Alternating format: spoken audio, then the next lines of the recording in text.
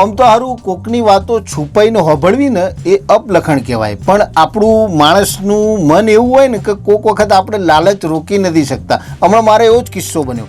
પરમ દિવસે હું રાતે 11 વાગે ઘેર આવ્યો, એક્ટિવા પાર્ક કર્યું અને અમારા ફ્લેટમાં લિફ્ટ જોડે ગયો ને તો કોઈ કારણસર હારી લિફ્ટ બંધ. તે કમ્પલસરી સીડીઓ ચડીને જ જવું પડે. 5મે માળ મારું મકાન. તે પહેલો માળ ચડ્યો, બીજો માળ ચડ્યો, ત્રીજો માળ આવ્યો ને તે 304 નંબરમાં એક હમણાં તાજું પરણેલું કપલ રવા આવ્યું છે. 3-4 મહિના થયા હશે લગ્નને. તે એમના ઘર આગળથી નીકળતો હતો ને તે એ 2 જણા બાજતા હતા અને છૂટાછેડા એવું શબ્દ મારા કોને પડ્યો ને એટલે મી હતું તે બૂટની દોરોઈ બોધવાના બોને તો પગથિયે બેસી ગયો. મેં કીધું હભળું તો ખરો, કોક જાણવા મળે આપણને એમ.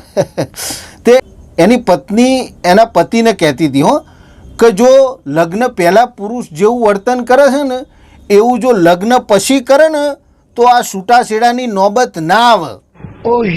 પણ સાહેબ એના પતિએ એને જે જવાબ આપ્યો છે ને સાલું 2 દિવસથી હું વિચારતો થઈ ગયો છું કેવો જ્ઞાની માણસ હશે.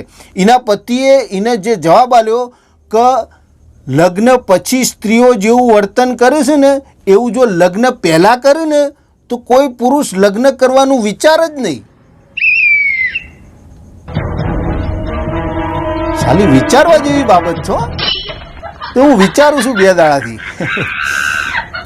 તમને શું લાગે છે?